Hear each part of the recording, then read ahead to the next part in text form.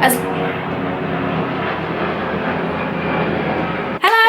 welcome back to my channel. I'm just gonna get straight into the video because I say this every time and it never happens. This story has so many layers and it's very long and I just want to get into it, and I know it's gonna be like an hour long and I'm gonna have to edit this so much. Just to start off, hi, I'm Annie, my life is a wreck. If you want to know more, there's a whole playlist of shitty things and story times that have happened to me, and this is one of them.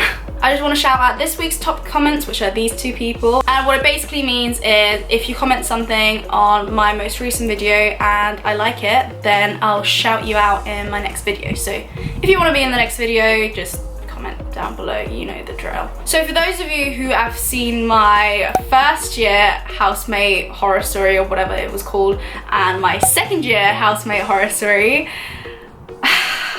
I can see the comments already. How can you literally have two separate horrible housemates after each other? Like, that doesn't happen. And to that I want to say, either I've done something really terrible in my past life, or the universe just really wants me to continue making these stories. So getting into the story, I'm going into my 4th year now in September. So technically it would be my 4th year, but last year was my 3rd year and that was abroad and that was spent with family, i.e. decent people. So I'm just gonna call this my 3rd year because it's my 3rd year at uni. I start sweating whenever I get angry and I'm already sweating, so you're in for a treat. January, February time generally is the time when people go about putting down money for a house, like a deposit to live in a house. So my best friend Sophie is in the year below me, so she was going into her final year as well. And we really wanted to live with each other, and we've said this since her 1st year. So me and her were gonna live with each other, but because obviously I was going in the 4th year and it's not really a normal thing, at least in England, to do 4 years. Normally a normal degree is just 3 years. So all of my friends will have already graduated. So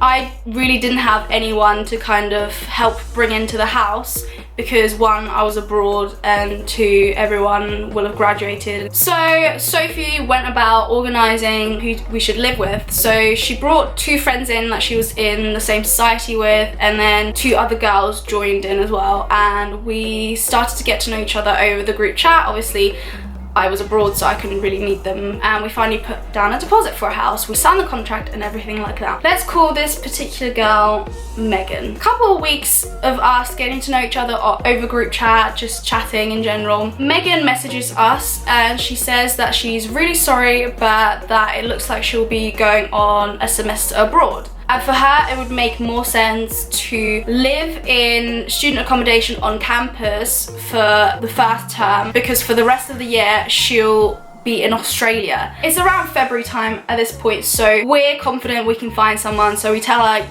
like, you know, it's fine, but she signed the contract and then went and applied for year abroad. So I remember thinking at that point, why would you do, like, why? You could have told us that you were signing up for year abroad, because that would give us a chance to kind of brace ourselves, because I've had so many people message me being like, hey, do you still have a place in your house? And I've had to tell them no. But if I would have known, I could have said, hey, wait until this point and then I can tell you for sure if there's a place. But now everyone had gotten their places, so it's going to be a lot more tricky to find her replacement. So we start posting on student Facebook groups, but no one's really messaging us back because, like I said, everyone at this point in time has got a house. So unless someone falls out with their current flatmates that they'll be living with, we weren't going to be able to find someone in time. So one day, one of the girls messages on the group chat and she goes, hey, I might have found us someone to live with to replace Megan's room. And we go, who is it? It's a guy, and she says the guy's name, and straight away one of the other girls goes, absolutely not, if he moves in, I'm moving out. And we go, what do you mean? And she goes, last year this guy made a duplicate key of my friend's room. Thank God we knew that he was an absolute creep. We had to say no to this guy because it's 5 girls in a house and he would have been the only guy. And to be honest, I just want to live my life, have a great time in 4th year, and I don't want to have to worry if someone's made a duplicate key of my room or is going through my knicker drawer or something like that. I just want a nice, normal housemate. So we said no to the guy, obviously. This will become relevant later in the story.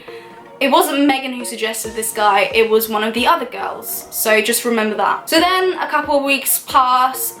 We've had a few people interested and stuff like that, but that's another thing. So basically, the people who were the current tenants of that house were fucking animals. Like, I never got to see the house, I only saw pictures, but from what I saw, oh my god. Oh, there was bowls everywhere, there was food everywhere, there was mold on the walls, and I know it's not the tenant's fault, but kind of is, because you need to report that to the landlord. The house was just in a terrible state, and we asked the estate agents multiple times if they could ask the current tenants to clean up a little bit, because it doesn't make a very good impression if you're bringing people around, showing them the house, and they're seeing the house in such a disgusting state. No one is going to want to move in there, even if you tell them like, hey, obviously these people will be moving out and the place will be a lot nicer. It's just really hard to visualize, especially if you're seeing bowls with moldy food stacked up on the bed. I do want to put some blame, I guess, on the... No, actually no, they're not to blame, because at the end of the day, Megan shouldn't have signed a contract if she knew there was a possibility of her going to bloody Australia. We're currently getting rejected left, right and centre because the house is disgusting. Part of the reason I think that people just said no was the house was disgusting and the room was tiny, like it was a slanted roof and stuff like that. We've got like, say 3 months till we need to start paying rent, and she literally flat out tells us she doesn't have the money, which I highly doubt. If you have enough money to pay for your flight to go to Australia, to pay for student accommodation on campus, which by the way is about £160 a week, I'm pretty sure you can afford to pay for something that you literally committed to, like you signed your name on a legal document. I'm sorry, but you're gonna have to find the money somewhere. My third year abroad was compulsory, it was part of my course, whereas her semester abroad is just for fun. Hers was optional, so she didn't have to go. It would have been a shame if she would have had to have said no, because obviously it's Australia, everyone wants to go there, but at the end of the day, you need to pay £450 for your rent. Split up between 5 of us is still £90. I'm sorry, for me personally, that's a month's worth of food money, and no, not gonna happen. Us and Megan are kind of just butting heads at this point, because she's saying she's not paying, we're saying we're not paying. So we informed the estate agents, because Megan was telling us that we would be liable to pay for her part of the rent, but the estate agents were telling us that it would be her, and if she didn't want to pay, then the landlord would go after the guarantor. There were a couple of people that came to view the house, certain people from our group, not just Megan. We all, well, I couldn't really volunteer, but the other girls always would volunteer to go show the prospective tenants the place. It wasn't just Megan doing all the work. We definitely wanted to help her, because at the end of the day, it was also gonna help us. This is also important to the story, so I just wanted to say this. They all helped with finding people as prospective tenants. So in total, there was only about 3 people who came to view the house, who were kind of interested but then decided to go somewhere else. Out of everyone who came to view the house, we only rejected one person, and that was the creep. The other person we, I guess, kind of rejected, but so Megan found a girl who went to a different university. She just would have lived in the same town because she was doing a placement year. So our issue with that was, if we have a person who's not even a student doing a placement year, this girl's going to have to wake up at 6 in the morning every single day. We're loud and we like to go out, and we're gonna come home at 3 or 4 in the morning, and someone who has to be up at 6 or 7 is not gonna appreciate that. So we kind of said we'd rather have a student, because for obvious reasons, I'm pretty sure that girl wouldn't have wanted to live with us either. So out of everyone, we rejected the creep and the non-student. That was it. So it's a couple of months before we have to start paying rent. We all handed in our checks, all except for Megan. Obviously, we're just like, you need to hand in your stuff, because if you don't, the estate agents will tell the landlord that we don't want to be paying rent, and he's gonna kick us out, basically. So you need to give in your checks. And she basically was saying how, because she won't be living in the house and because she she'll be finding a replacement, there's no point in handing in checks, and that her parents wouldn't let her, or a really bad excuse basically. Before signing the contract, had to give in first month's rent, so at least she had that paid. So now it's about 1 month before we move in. So then one day she messages us and she goes, oh, by the way guys, I've found someone for the house. Obviously we were excited because we were getting nervous and stuff like that. And I go, what's her name? So we can look her up and see if she's the right fit for us, because again, we don't want a fucking weirdo living with us. And she gives us the first name. And obviously with Facebook, you can't do a lot with just the first name. She did this on purpose, and I'll tell you why later. But she only put the first name, and then I go, what's her last name? Like, I want to search her, and she completely ignores it. And you know when you go on Facebook Messenger and you can go on your messages with that person just one-on-one, not in a group, you can see when this person was last active, and it was saying active 1 minute ago. And it would say that all the time. So she was on the Messenger app all the time and could see the previews of the messages, but would just choose to ignore it. Then a couple of hours later, she goes, oh, by the way, I'm just gonna go to the estate agents just to sign a few things. And no one really thought of anything. Again, we asked her, like, what's this girl's last name? Again, she ignores us. About an hour or two later, she provides me with the last name. We start asking her questions about this girl, and we ask if this girl wants to see a tour of the house, just in case, because obviously she hasn't seen the house. And you know what Megan says? She goes, viewing won't be necessary. I've already signed this girl to the house. She'll be taking my place next month. So all hell broke loose. What do you mean? Like, no, that's not gonna happen. Like, this girl is a stranger. Like, you need to ask us. You can't just sign someone onto the deed if we haven't approved this person. Like, what the hell? Like, what's going through your mind? This girl's excuses was literally the weakest thing. She was saying how she did exactly what we asked her to do. She found a person, she found a girl, that's all we wanted. And we were like, no, we asked you to find someone so we could consider them. We didn't ask you to sign someone onto the damn house to live with us if we haven't met them. Like, what is wrong with you? So then I put 2 and 2 together, and I was literally like, the reason why she didn't want us to know the last name of this girl is because she didn't want us to look her up before she went to sign this girl onto the deed, so that then she could go and say, oh, sorry, it's already done. And that's exactly what she said. She said, sorry, the paperwork's already been filed, there's nothing you can do about this now. I called the estate agents and I explained to them the situation. That's when the estate agent tells me that we don't have to accept her. It's not up to Megan, it's up to us. So we need to have accepted this girl. So what Megan was telling us, saying how it was too late because the paperwork had already been signed and stuff like that, that was completely false. That was a lie. Megan hadn't spoken to us, we hadn't spoken to Megan. A couple days passed, we decided to give this girl a chance because at the end of the day, filling that room is also gonna benefit us. We add her to a separate group chat with us without Megan. We messaged her going, hey, we're the girls who you'll be living with next year, how are you? Why does this girl say, oh, I think you've got the wrong person, and leave the chat? This is just around a week after we had found out that this girl had been added to our house. And I messaged Megan separately on just a one-to-one chat going, hey, like, we just messaged this girl and she's saying she's not living with us. Like, did you give us the right names? And again, I went on the chat and I could see literally Megan was active 1 minute ago, Megan was active 5 minutes ago, Megan is active right now. And she was ignoring everyone's messages. So one of the girls messages the girl who was supposed to, like, supposedly is meant to be living with us. She messages her and she's like, hey, I don't think we made a mistake. I think we're living with each other. Like, did you not sign the contract? We then proceed to get screenshot upon screenshot of the conversation that them two are having. When Megan went to sign this girl onto the house, not only did we not know that the girl was being added to the house,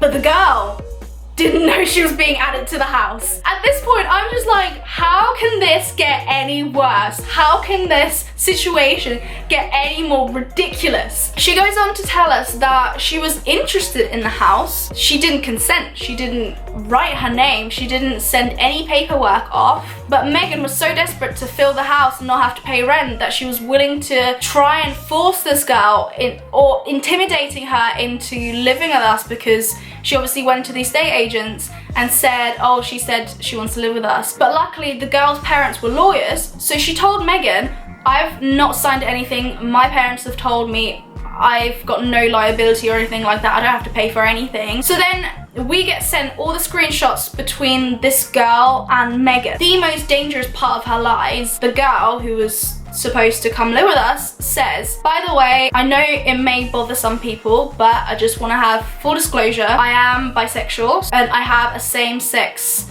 partner who would probably come and visit me. Is that okay with everyone in the house? Now, Megan doesn't know us that well. She has no idea if we're raging fucking homophobes. She tells this girl, without, obviously, she hasn't talked to us at all. She doesn't know anything about us. She hasn't asked us.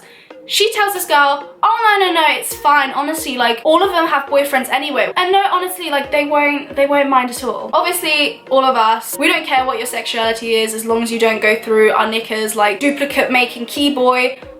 I don't care, honestly. She seems like a nice girl. We're all liberals here. But Megan doesn't know this. She has no idea and she doesn't care to even check. So potentially, she could have put this girl in a situation where she had to live a whole year with people who hated her based on her sexuality, and she didn't care. And that, to me, I can't understand how someone could potentially want to do that. 2 weeks before we're supposed to move in, we get an email from her. And I just want to preface this and say, I'm not an angry girl. I get angry sometimes, as everyone else does. But I have stages of anger. I have stage 1 where it's just like the shrug, you know, the angry shrug.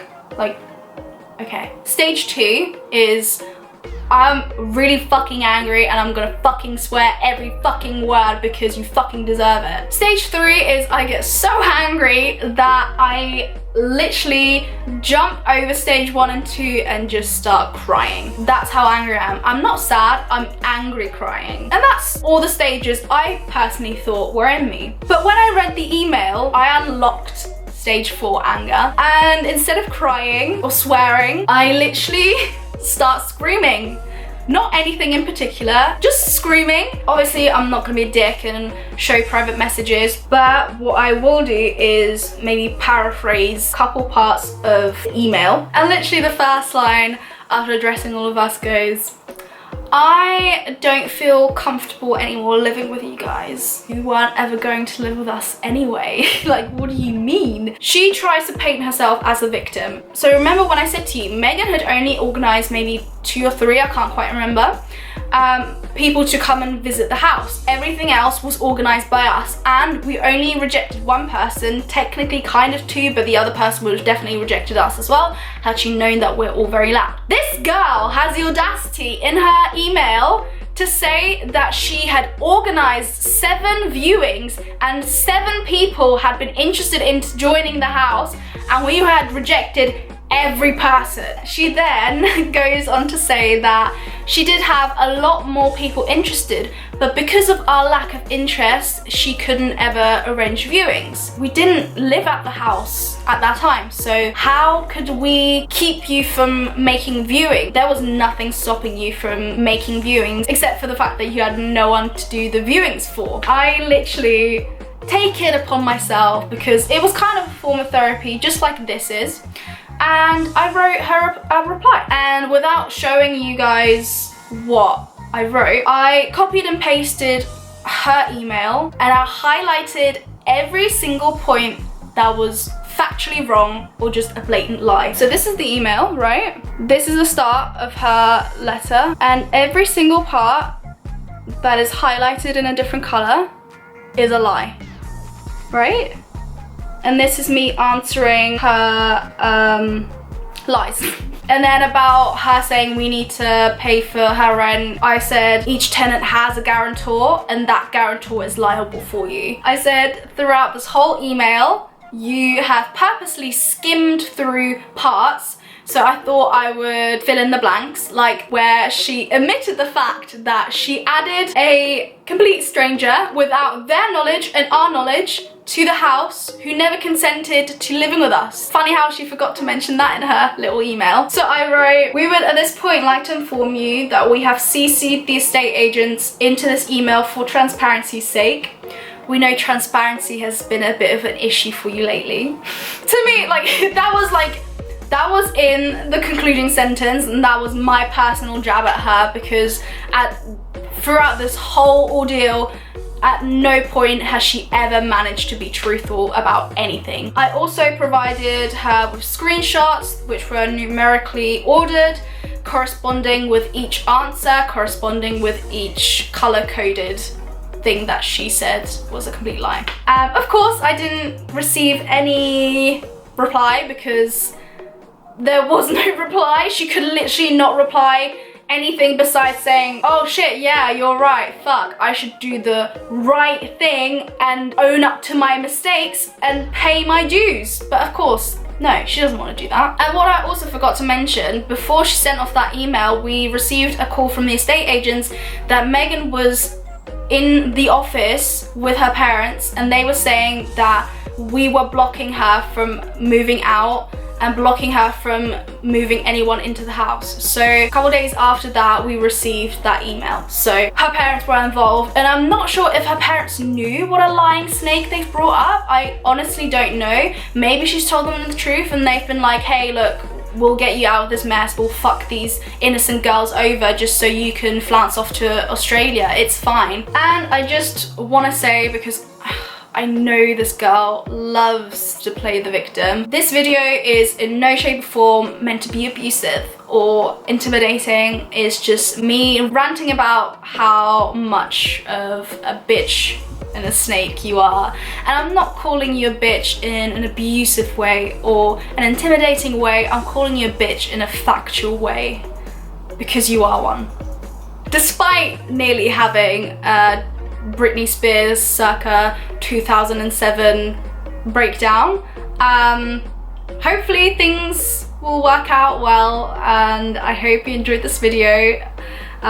This is just therapy to me, even if no one watches it. So I hope you enjoyed this video. Don't forget, if you want to be shouted out in the next video, just comment something down below in this video. And if you want to follow me on Instagram and Twitter, everything is linked down below. So yeah, see you next week.